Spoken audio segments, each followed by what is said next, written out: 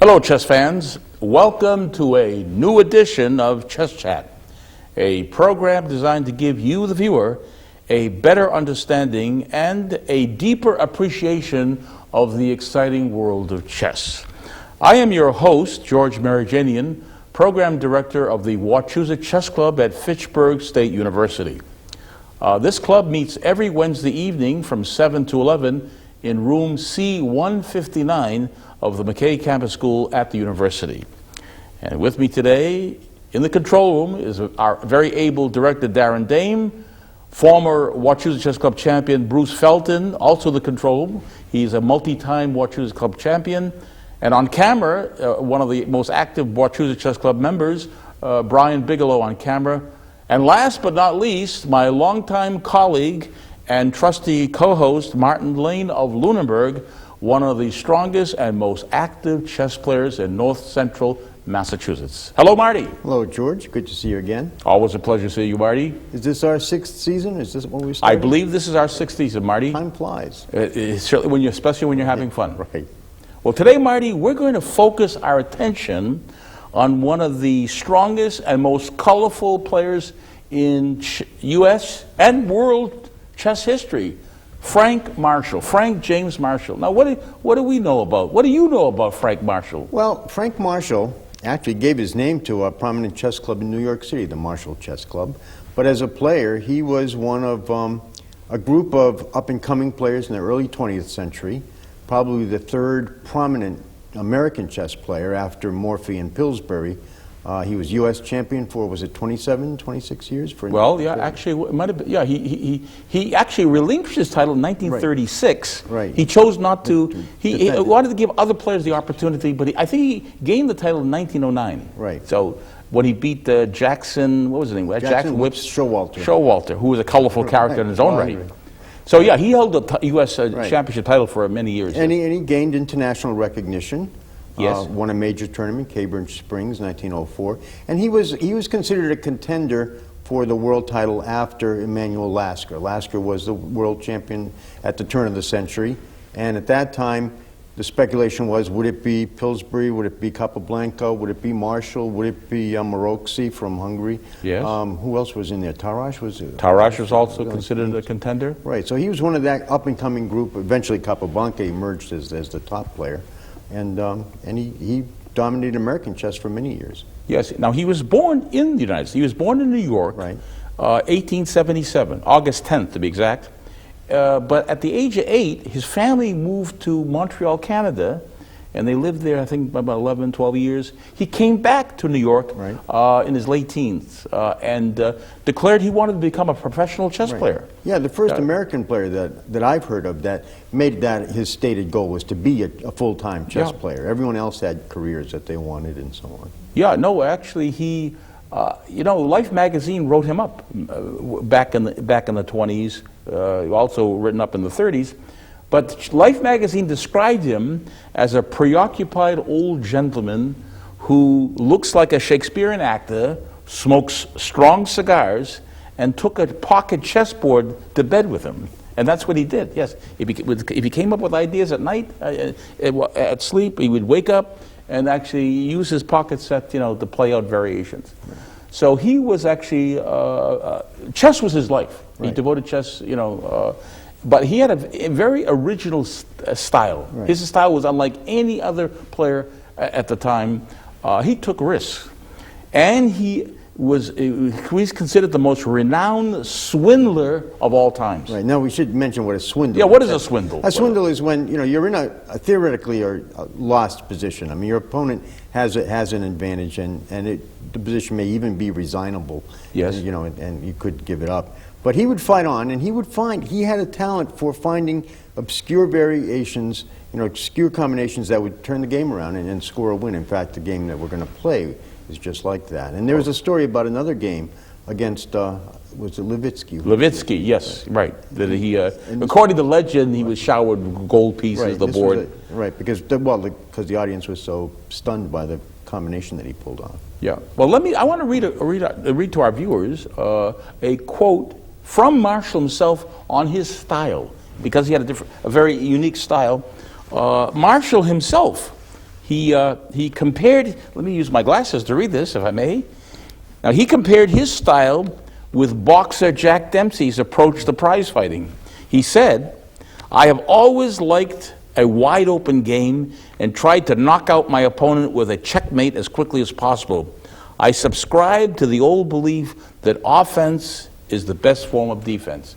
And that was his philosophy regarding chess. That he was, losing really didn't affect him that much. He was looking at the beauty of the game, creating masterpieces, and again, he would engage in some risky continuations. But he saved many a game that were in the throes of defeat. He snatched, I mean, he gained victory, in positions that players were unbelievable. So the term a martial swindle is a very common reference to anybody who pulls off a swindle.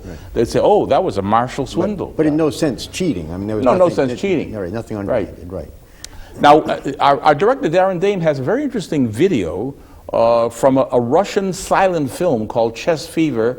It's a portion of it. So let's roll that film and we'll talk over it. We'll actually show Marshall from a tournament initially. This is in Moscow, I think, 1925. So let's run this Marshall versus Carlos Torre.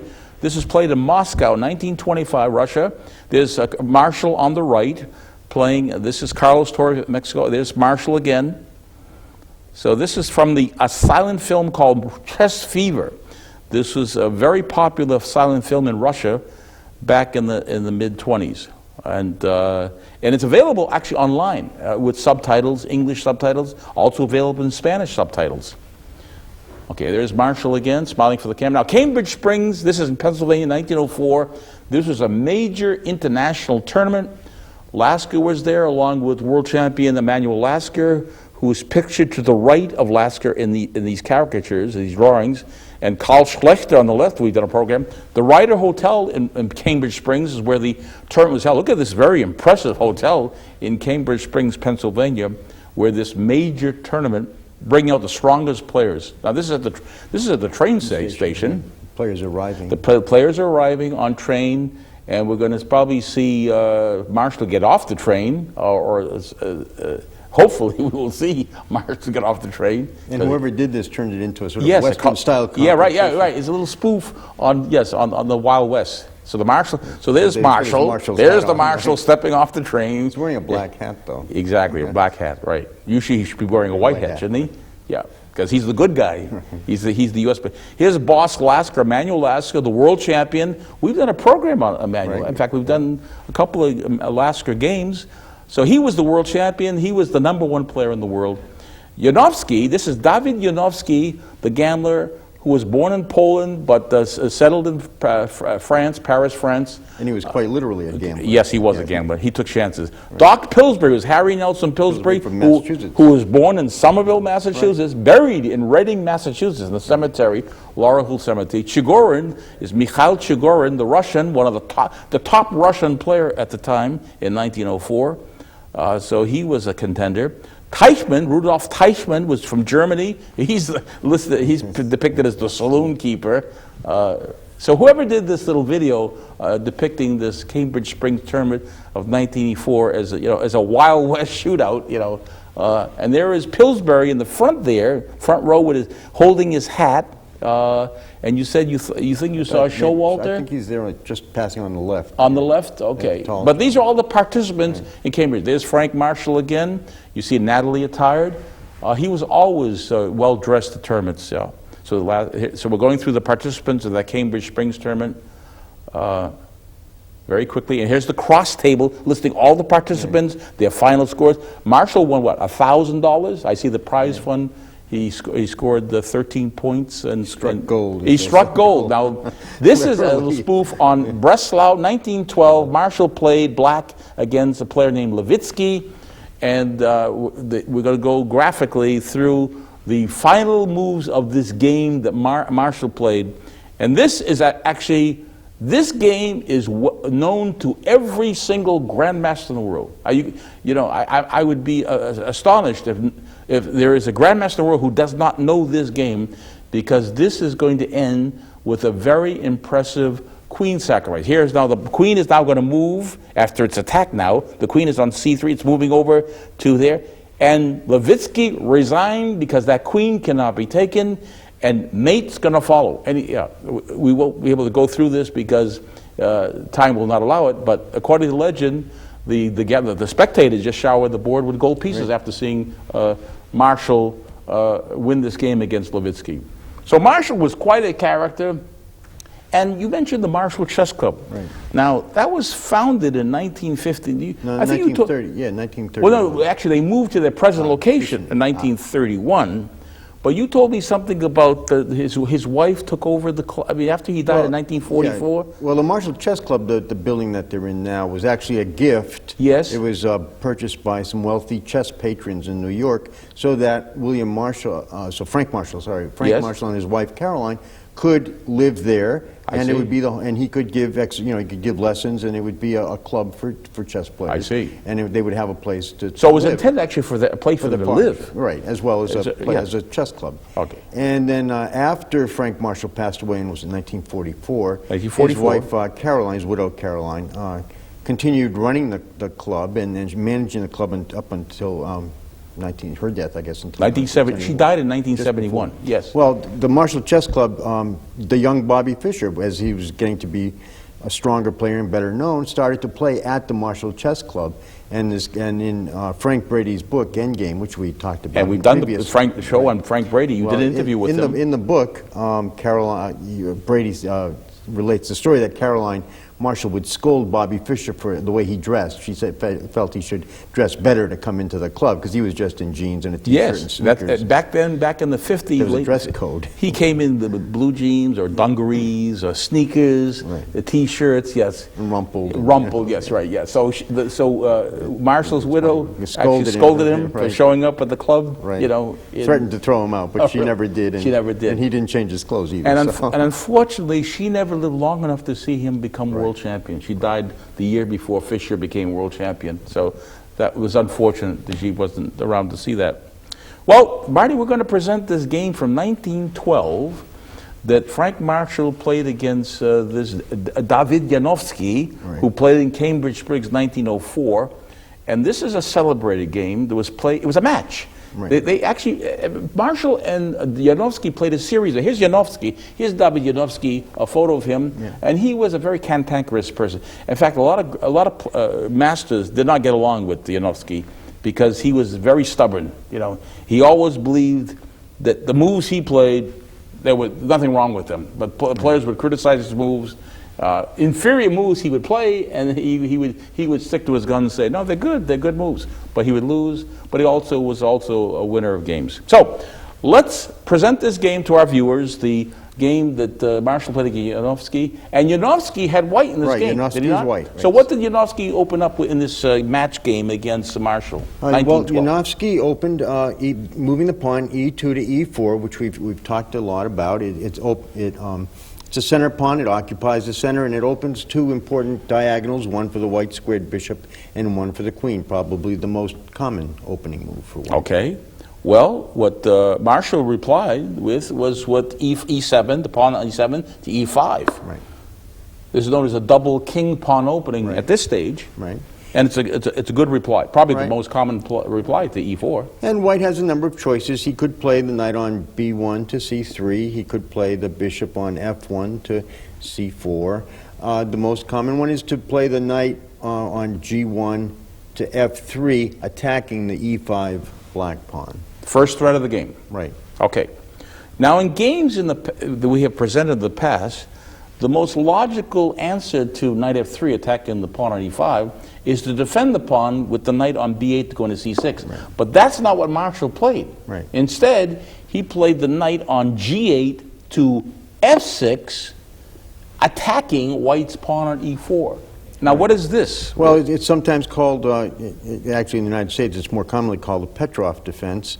But elsewhere, it's usually called the Russian defense or the Russian opening. Yes, because it was named after a 19th century Russian master, Alexander Petrov, who wrote about, who analyzed this with a fellow countryman, a countryman actually was born in Finland, by the way. His fellow countryman was Karl Jaenisch. Right. And they published an analysis of this defense in 1842 in a French magazine called Palamède.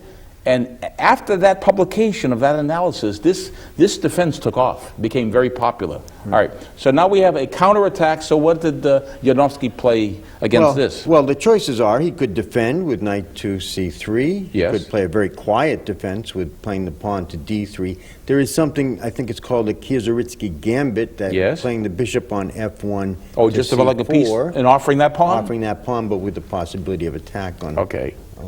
But what Janowski did was he took the pawn on e5, played knight on f3 takes e5. All right. Okay. Now, what does black do here? Now, we have to show our viewers why it is not advisable for black to respond with the knight on f6, taking the pawn on e4. That is a mistake. And that's a mistake the beginners will make and have made.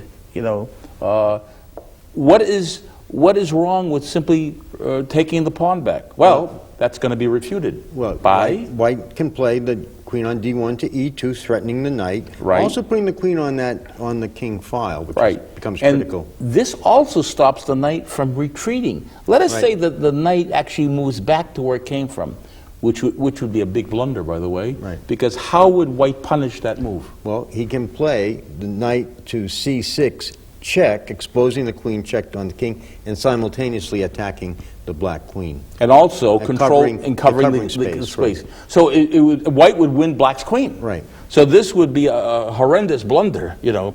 So let's go back to the position here. All right, so let's put it back. So black, you know, and certainly Marshall knew that, okay, this is right here. Right. Black knew that you cannot take that pawn right away. Right. What you have to do is dislodge this knight from e5 by playing d6, drive that knight back. So so what did Janowski do now? Well, I mean, the choices are a little bit limited. You can't go to c6, and he can't go this way because he'll simply lose it. This way doesn't make any sense either. So he simply has to come back to f3. Okay. Okay, so now it is safe to take this pawn on e4. Right. So knight takes e4 is Marshall's move, his fourth move. All right. Yeah. So now, instead of, he could just chase it away with d3, but again, that doesn't really accomplish very much. Also shuts in the white squared bishop. Yeah, yes. so it chases the knight away to no purpose. But he does play the pawn on d2 to d4, opening up an important diagonal for the bishop, occupying the center with an important pawn. Okay. So what the Marshall does, he sees that this bishop is also blocked by this pawn on d6. So he plays d5, which now anchors that knight down on e4. All right, and also clears the way for the bishop to move out on that diagonal. All right, so what does Marshall do now? Okay, well, he wants to develop his pieces. Right. He looks at the bishop on f1. He sees that he can put it to d3. Threatens, you know, it's attacking, and even though the knight's defended, it does attack the knight on e4. Also puts the bishop on an important diagonal and prepares to castle. Okay. So it's a good developing move. Okay. All right, so it's black's turn. Now in this position, there are only three good moves here. The three good moves are either playing this knight on b8 to c6, developing another piece, or bring this bishop on f8, bring it to e7, which is commonly played, even nowadays, you see top rank players. But what Marshall played, and he championed this move, he played the bishop on f8 to d6, which puts it on a more active square, actually aimed at the king side. Right. So this is a very good move. Yes. Right, and it's a variation. It's a line. It's a variation that Marshall played quite a bit. Yes. And the move that Janowski chose, white could choose just simply to castle at this point. Would that be good? That seems to make sense. It was actually the castling seems to be the most logical here. But what Janowski tried was he played the pawn on c2 to c4, and what's a little curious about this is that in the databases of all the major players, Marshall is the only one who played the bishop onto d6. And all the great players of the time Ayekhin, Tarash, all the ones we've mentioned, Janowski, Yes. Capablanca, all played c4 against Marshall's bishop to Oh, really? d6. In response to bishop Right. d6, they all played the same move? They all played the same Instead move. of castling? And Marshall is the only one who has ever faced this. And Yeah, really? until the 20th century, late 20th century, until like 1990s and early Okay. 21st century. All right, so c4 now attacks the d pawn, which is defending the knight. So he's like to take away the defender from that knight. But what Marshall responded with here was bishop b4 check, Right. attacking the king. All right. So now what does Janowski do? Well, Janowski makes, but the moves that make sense in this position. Well, first of all, I should say the move that doesn't make sense, for instance, would be to play knight to c3, because then with the knight, you're Yes. threatening a check and winning a rook here. You don't want to do Right. that. It's attacked twice, but it's only defended once. So, But he does have two resources to block the check, Yes. which is amply defended on d2. You could play bishop to d2. I believe Tarash played bishop to d2 in this position. Or the others, Ayekhin, Capablanca, Yates, all played the knight on b to d2. It's protected by the bishop, the queen, and the other knight, not to mention the king. Right. So it would block the check. It would still allow castling. All right. But what Janowski did is really a little puzzling. He moves the king over to f1, okay. and I don't. Well, I think I have an idea why he played this, because I think with the king on f1, he would like to follow up with a3. With a3, he attacks the bishop, Right. and the bishop has to go all the way back Yeah, to you this can't square. can't go that Okay, way. can't go the this other way. you'll It'll get be trapped. Right. It'll be b4, Right. bishop b6, and c5 will win this bishop. Right. So what we'll do, it will gain white some space or an attack on the queen side. But that's, I think, the idea behind Janowski's plan, playing king f1, is to attack that bishop and drive it back, having black waste time.